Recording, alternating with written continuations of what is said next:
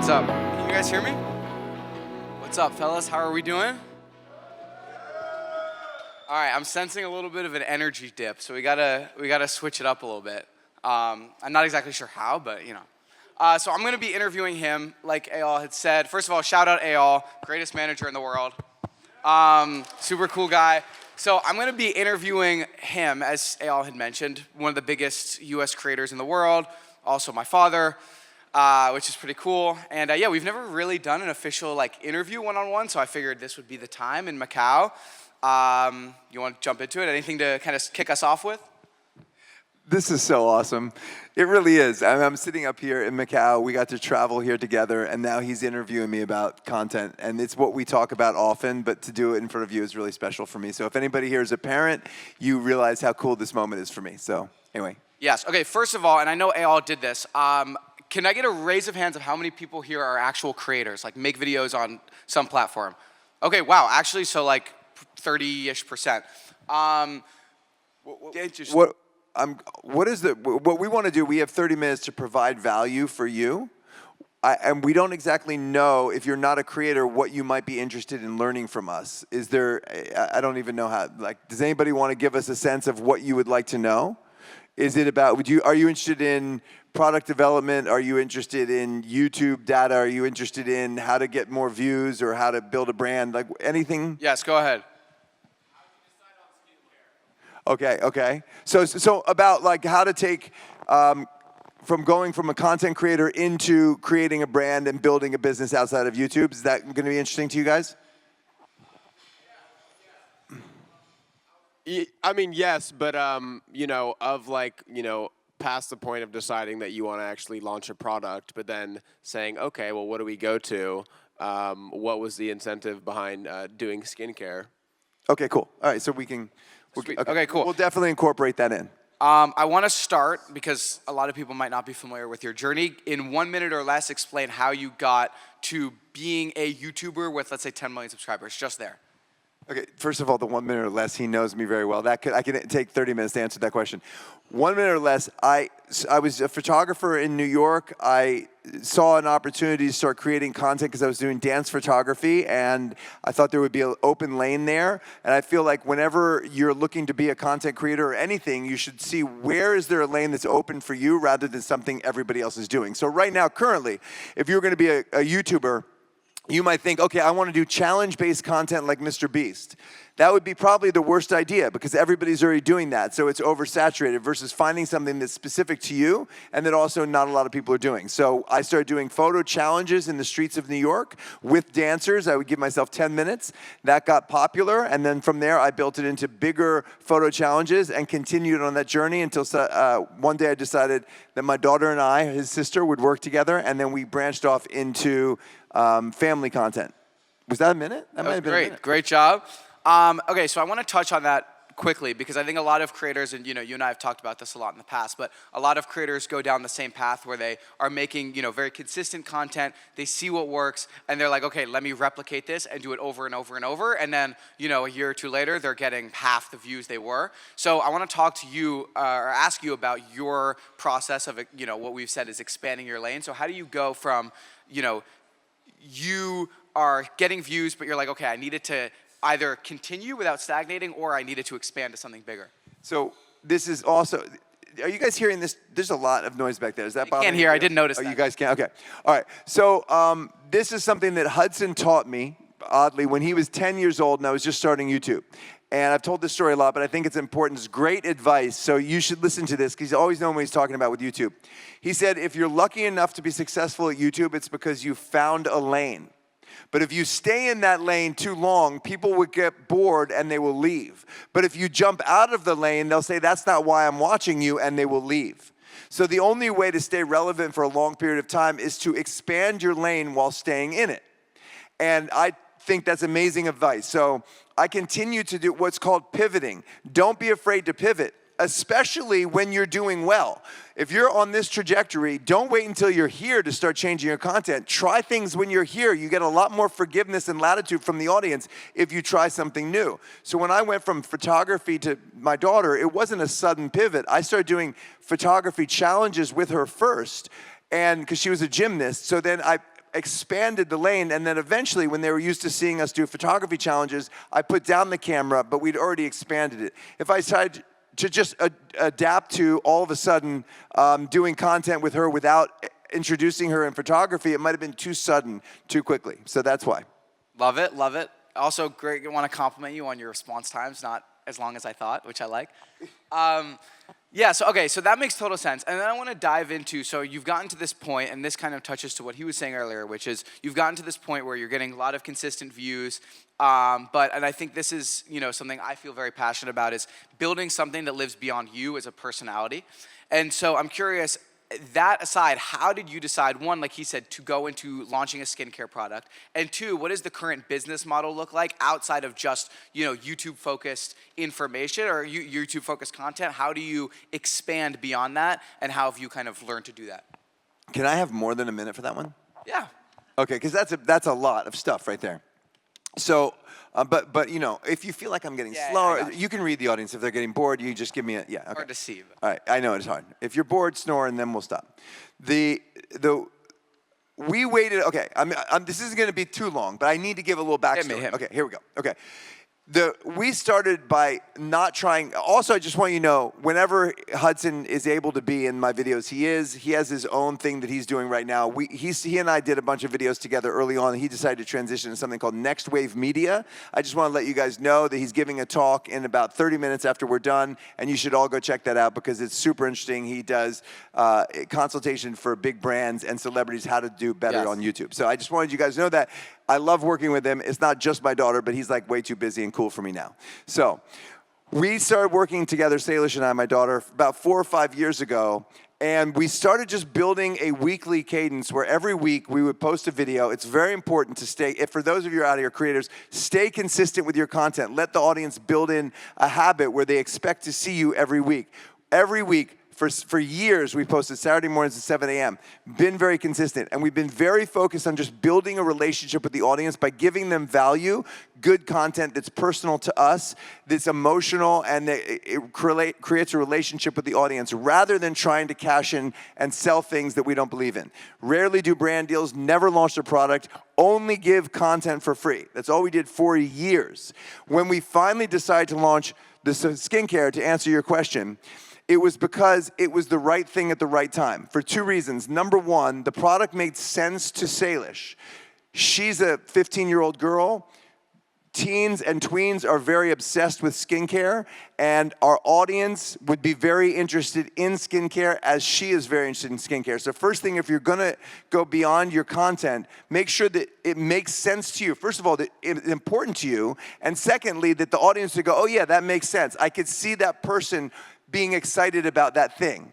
So that's number one. And then number two, that there's a white space or an open lane. If you don't want to go into chocolate right now, right? You got Jimmy doing Feastables, you got Hershey's, you got everything. It's oversaturated. However, there was a big movement for young people like 10, 12, 13 to be doing skincare around the world, but there was no product that was good for their skin that was also cool to have. So there was this open space where like, okay, we see that there's a lot of people that is exactly our demo that would love to have this product. It's a cool skincare brand, but it doesn't exist. So we partnered with Sephora, who's the biggest retailer out there, and then we launched this product because A, it made sense to Salish, B, it was something that we believed in, that they wanted, and 3, that we could serve a purpose, which is also important because now we're giving them skincare is actually healthy for your skin. That was that was great. Minutes. 2 minutes, yeah, not bad. I feel it. Like I'm talking, I can just feel him. Like, let's go. Come on, hurry it up, Dad. There's a lot to cover. Yeah. But okay, so that makes total sense. And then I want to go beyond. I love you. Aw. I want to go beyond. But like really, I want you to take a minute and just let that in. Appreciate I love you. Okay, no, I love you. I appreciate it. I want to go. See how he won't take it in? I want to go beyond that, and I want to talk a little bit about what.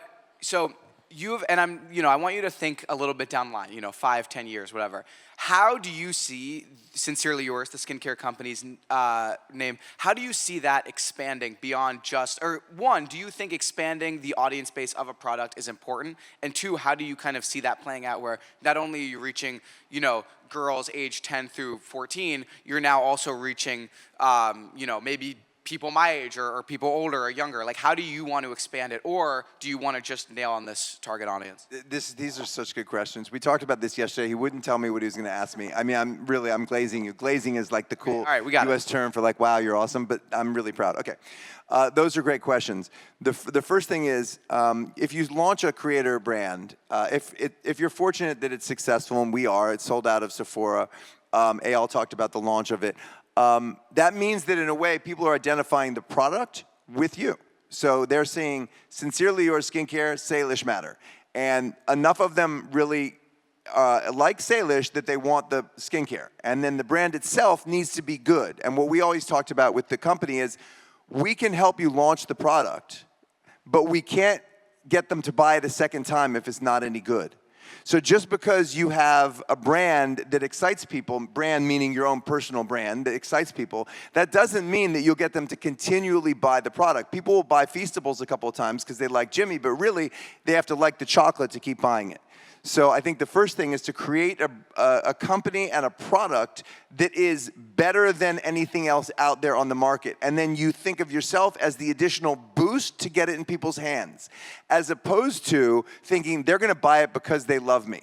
Number two, how do you expand beyond? Now, the trick is, okay, now she's associated with that, but if she's always associated with that product, then that means that the second she's done, the product is done.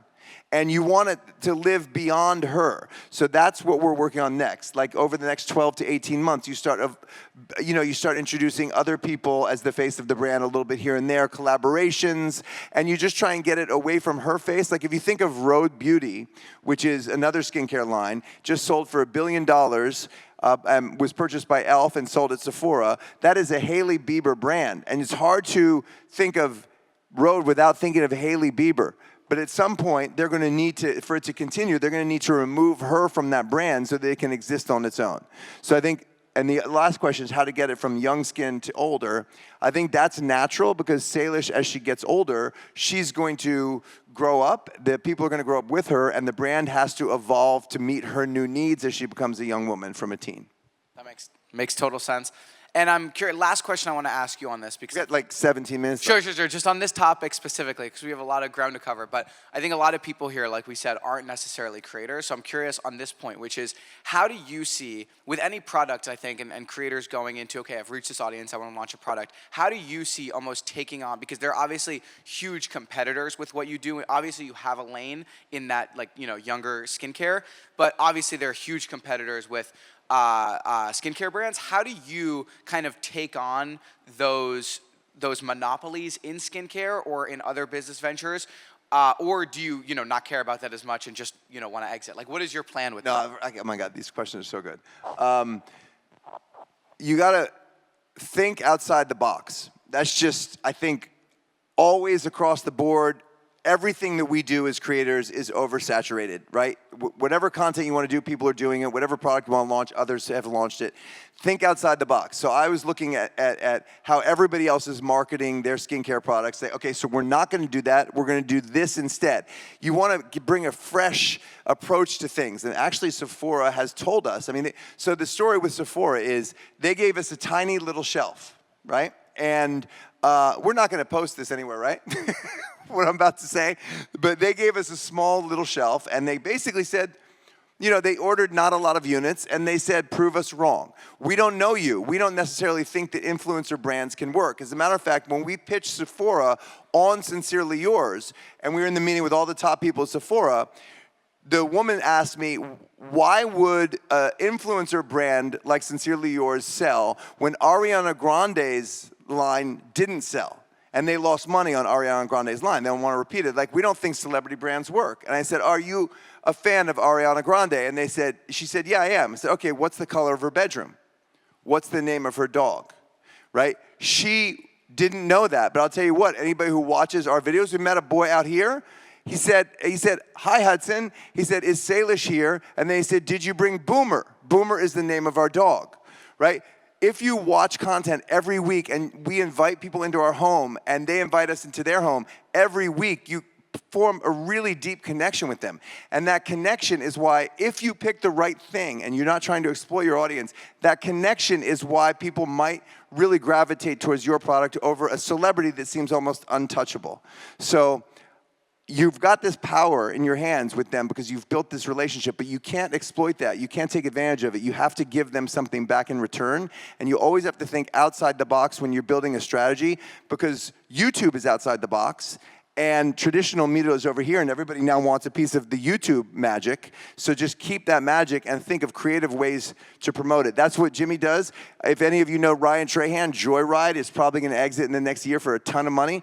He's built that brand completely on short-form content that's super creative that nobody else in that lane is doing. And I think you touched on a really good point there, which is like authenticity within content. So instead of saying, how do I get the most views, it's how do I get the biggest connection with the most amount of people. And I would love for you to touch on, just for a few minutes, or a few seconds, hopefully, is you know, how you've kind of been able to build an emotional attachment with an audience to Salish and yourself, versus when a lot of creators are just maximizing for top viewership. You're completely optimizing for audience satisfaction and audience engagement in YouTube. Yep. So what are some of the most important ways you've kind of utilized that? Okay, if you're a creator or if you're interested in this anyway, I'm gonna tell you something that I rarely ever say publicly, but I'm in Macau and he's interviewing me and I'd say it now rather than never.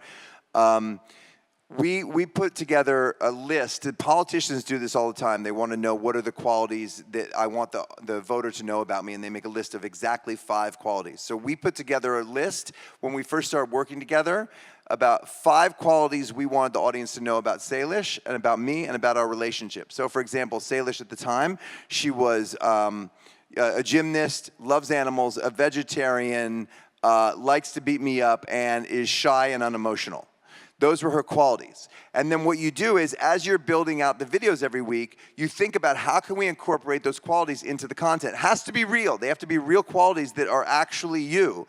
But now you're aware, I want the audience to know this about me. And over time, the audience starts to feel like they really know you in a way that they actually do, like you're a friend. And when they come up to us, they say, oh, hey, I know Salish is shy, but it's super nice for her to take time to talk to me. There's something that's been going around on TikTok lately about Salish and somebody else, and a lot of people are saying, no, you don't understand. It's just because she's unemotional, that's why that happened. We haven't talked about her being unemotional in a video in a year, but it's just they know that about her because we kept hitting it home. And I think that it's things like that.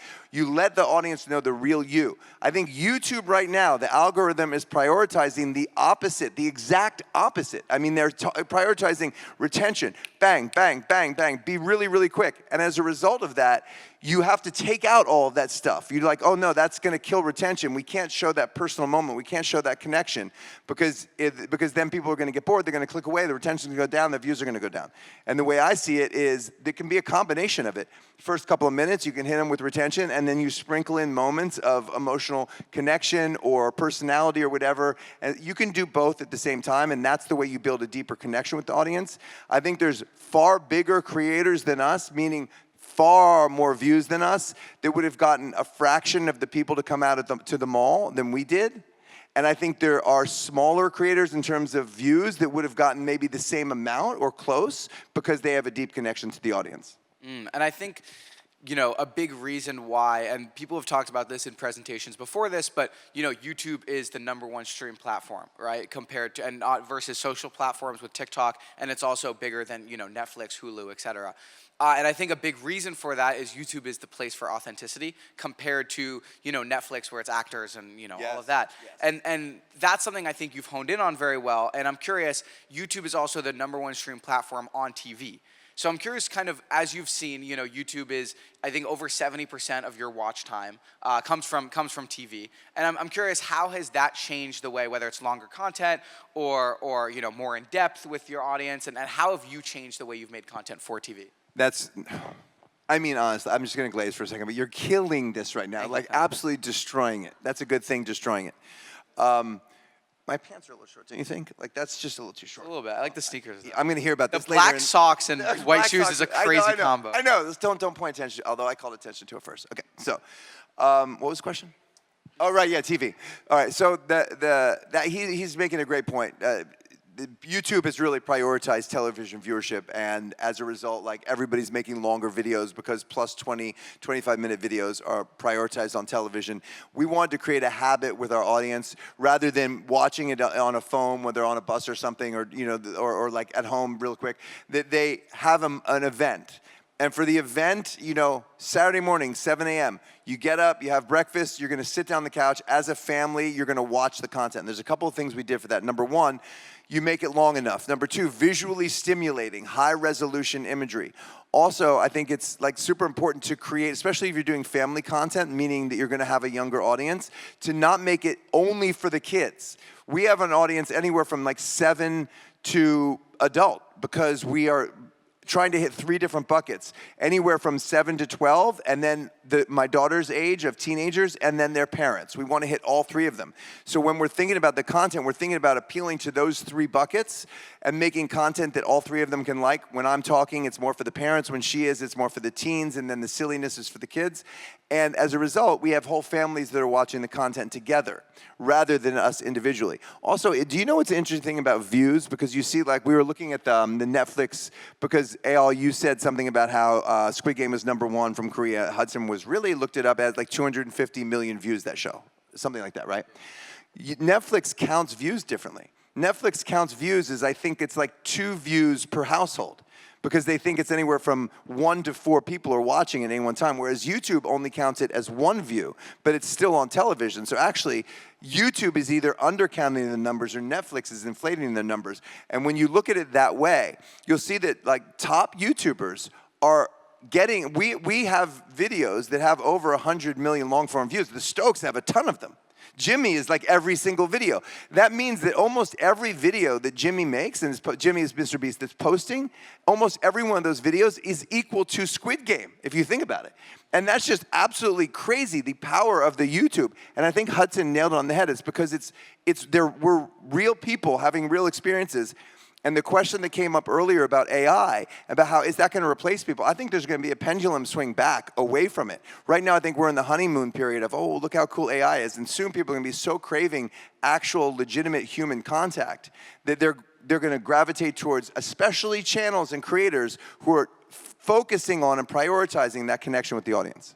Love it, love it. That was great. And I think I do want to shift a little bit back toward actually how going viral on YouTube works. And obviously you've touched on how you've built an emotional connection after you had that audience and after you obtained it. But I want to talk to you a little bit about, okay, how does someone go from 1,000 subscribers to 100,000 subscribers? And by the way, not to self-promote, but I talk a lot about this in some other room downstairs at 4:15. You guys got to go see it. So really. He's so smart. More about that. Thank you. But anyway, so I want to ask you briefly, this question, I think, encapsulates a lot of what YouTube growth means. Mm-hmm. But I'm curious what you think separates a video, after you've reached a certain threshold. What do you think separates a video from getting 1 million views to, let's say, 15 million views or 20 million views? A video or a channel? Video. But you could go into both. But I'm curious from a video basis, like in terms of thumbnail, titling, how the intro plays. I think there are 2 things. I think for a channel to stay healthy, thrive, and continue to build, there's 2 things. It's consistency and authenticity. Those are the 2 primary things. So you want to make sure that you build a habit with your audience, they know what to expect, and you don't let them down. That's not easy, by the way, because consistency also means consistency of quality. So we film only 1 day a week, so Salish can have like a normal life the other 6 days, go to school and all that. And we take 6 days a week of pre-production, and if we don't get the shoot on the 7th day, we didn't get a video. So we know that we have this 7-day window, but only 1 day of shooting, to make a 30-minute video every week in and out. We're making a longer than a television show video every single week with a high production value, because we can't let the production value slide, and we can't let the consistency slide. And that's number 1 reason why we've been successful. And the second reason is because of the authenticity of our relationships. When Hudson is in the videos, he's him. Salish is her, and I'm me, and our relationship is real. real. The biggest compliment I've got is a couple months ago we were in Target, a department store in the States, and we were walking through it. We had no idea that people watch our videos were behind us. We were just hanging out and talking. And then they came up to us and they said, "Oh my God, you're just like you are in the videos." And I think that that is so indicative of how you need to be. So if you find your authenticity, who you are, and what you have to share that's unique to you, and you stay consistent with it, and you hold yourself to high production standards, you're almost guaranteed success over time. An individual video, however, I think it's about retention, but I agree with Stokes. Number one, it's about the idea. You know, as a channel, I can have a terrible idea and X amount of people. I think our lowest over time viewed video would be something like 20 million views. So that means that Super small. super tiny. So that means that about 20 million people will watch it for the authenticity. And then when we get to 50, 75 million, that's because we went broad and more people liked it than have any idea who we are. But that's due to the content, the concept, number one, for sure. And then number two, the retention, which means hook them in the first 30 seconds and tell them why they should wait to the end, then pay off at the end. So for an individual video, I think it's about concept and execution, but primarily concept, just like Stokes said. But for a channel building thing, it's about authenticity and consistency. That's great. Are you guys getting good value so far, by the way? I just want to make sure. Good? Okay, perfect. Just had to clarify. All right, so we have about 5 minutes left. Doing a great job, a lot of value. What did I have? I have all my, I'm not texting, I have notes written down here. Okay, so this I want to probably spend the last few minutes talking about, which is storytelling. Obviously, you've been able to build out, you know, this incredible YouTube empire, and a lot of that is due to the authenticity, but I think a lot of creators are authentic, you know, and you know, a lot of creators are vlogging, but not all of them are averaging 20 million views. And I think outside of just the YouTube knowledge that you have and you know, retention and titles and thumbnails and all of that you've optimized, I think what you've done a very, very good job at is how you actually can tell a story, right? How you go from a beginning, middle, end. I've heard you talk, you know, even on the phone with your team about, you know, okay, this happens, and because this happens, then this happens, et cetera. So I was curious if you could just kind of touch on how you've done that over the past, you know, few years to really take your channel from where it was at a few years ago, you know, and just like challenges, et cetera, to now every week it's like a legitimate story. That's a great question. I mean, you know, it's 20 million on the low end. It's not the Sure. average. Okay, so That was sarcasm, but that was just sarcasm, so you know. yeah. So we're the idea. Okay, I think what happens a lot with YouTube is from its inception, it was, hey guys, I'm having my breakfast, right? So the vlogging, and then it became, I'm going to give $1 million to whoever can stay in this circle the longest. And along the way, we lost the idea that it actually is a personal story on a weekly basis that has lots of layers and dimensions to it. And I think people just in general are inclined to not do a lot, put the least amount of effort possible into something. So they'll get to this point and they'll say, okay, there's the story, but that story still doesn't have multi-dimensions. So when I was talking about the fact that we usually are so conscious of how many stories are we telling simultaneously, and every time you pull back the layer of the onion, you're telling a new story. And it's really important to keep thinking, like, how do we get deeper and more emotionally connected and more interesting and twists and turns in the story? So you don't want to just have a story that goes like this, right? If you watch a movie and it starts here and it ends here and there's no like this, you're going to be bored. But on YouTube, that happens all the time. So there's a way of telling stories where you're finding hooks, and you're retelling the moment, and you're exciting them, and you're pulling back, and there's pacing, and there's tempo, and I only have 2 minutes, so I can't talk about all of that right now. But I'll just say prioritize the story itself, and if it comes to you too quickly, it's probably too easy, and you have to find a deeper story and deeper connection within that. I love it. That was great. Okay, yeah, that was obviously amazing. I think, what's my last question here? Okay, I want to end this, because we only have, a minute and a half left. I want you to give your, three, actually, I want to say one thing too, just total off the rip, but that has helped me with kind of what you're talking about storytelling, which is when I, look at your videos, I think one thing that is important is, if I'm making a video, I want someone to, if I show them the video, oh wait, how do I say this? Okay, if I'm thinking about a story, and someone watches, the first minute of a video, and then they watch the last, I always think, okay, would they have to watch the bulk of this video, the 90% in the middle, to understand what happens at the end? And if the answer is no, if the answer is they could just skip to the end, I think it's a bad video because there's no reason to watch. That's great, yeah. So I think just for creators in here, if you were, taking this advice and making a video using these storytelling techniques, I think kind of thinking about, okay, let me think about the end of the video after watching the first minute and a half, and then if they can watch the end and understand it, you probably need to spice up the story. Yeah, you didn't take them on a journey. Correct. Love it. Last question for you. In the last 40 seconds, can you give us 3 main factors that you think every successful YouTuber that you've seen have? 3 main things and 3 main qualities or characteristics that they have that you think make a successful YouTuber? Perfectionism, hard work, and creativity. Love it. Well, thank you guys so much. Good one to end on. Thank you. Bye. Hope you guys are doing well. Appreciate it. But I mean, come on. Like, he just killed that. Thank you. I'm going to give you a hug. We're going to just hold it too long. It's awkward. Okay, bye. Give it up for these guys. They